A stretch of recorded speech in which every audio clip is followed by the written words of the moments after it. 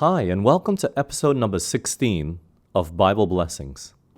We're going to continue Joseph's story today. Joseph is already prime minister.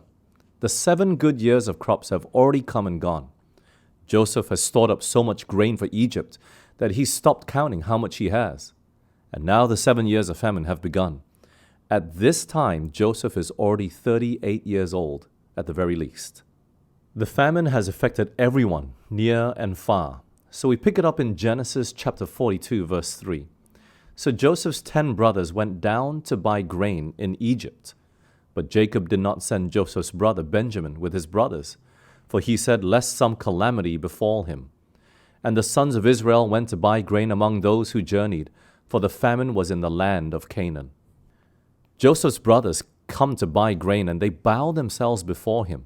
He recognizes them, but they don't recognize him. Immediately, Genesis chapter 42 verse 9 tells us, Then Joseph remembered the dreams which he had dreamed about them. His mind shoots back to over 20 years ago when he first began to dream. He now realizes that God gave him this dream about the bundles of hay, and his brother's bundles would bow down to his. And it is God that has been guiding these affairs all along. He realizes that it is God that allowed every single one of these instances in his life to happen. The hatred of his brothers selling him into Egypt, the lie of Potiphar's wife.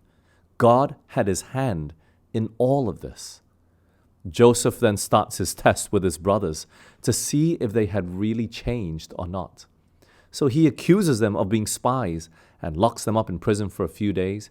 He eventually comes back and sends them off, but keeps one of them to ensure they would come back with his brother Benjamin.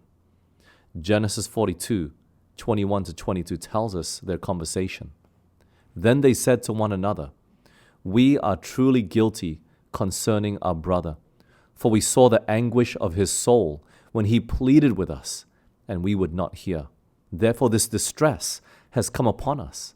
And Reuben answered them, saying, Did I not speak to you, saying, Do not sin against the boy, and you would not listen? Therefore, behold, his blood is now required of us. It is obvious from the text that the brothers had been holding this guilt upon their chests for over 20 years. This little trial that comes upon them, they quickly turn around and say, it's happening because of what they did many, many years ago to Joseph. They had seen the anguish that it caused their father. But more than that, every bad thing that happened after that, they had probably blamed themselves for it. You know, friends, this is what happens when we have guilt in our lives.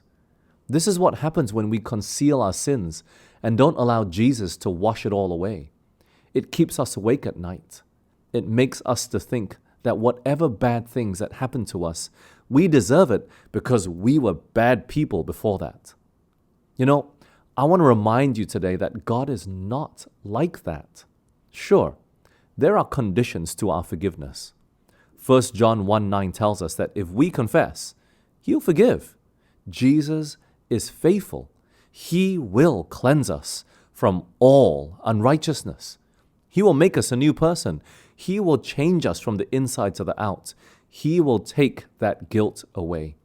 Micah 7:19 says, He will turn again. He will have compassion upon us. He will subdue our iniquities, and thou wilt cast all their sins into the depths of the sea. Not only that, Hebrews 10:16-17 says, This is the covenant that I will make with them after those days, saith the Lord. I will put my laws into their hearts, and in their minds will I write them, and their sins and iniquities will I remember no more. God says that He won't even remember them. So let's stop carrying our sins around with us today. They are a heavy burden to bear. If you've asked Jesus to forgive you, then by faith believe that He has forgiven you. You can rest with a heart of peace and innocence that God has seen and yet forgiven. So wherever you are and whatever you're doing today, if there are unconfessed sins in your life, at the very moment, just stop and ask God to forgive. He will do it because He is faithful. There is no sin too deep that any have committed that Jesus' blood cannot wash away. His sacrifice is more powerful than any sin. Let's just go to Him today. Have a blessed day.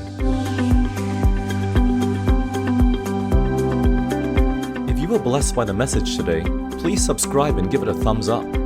It will help to create more content like this and help to spread the blessing. Thank you and God bless.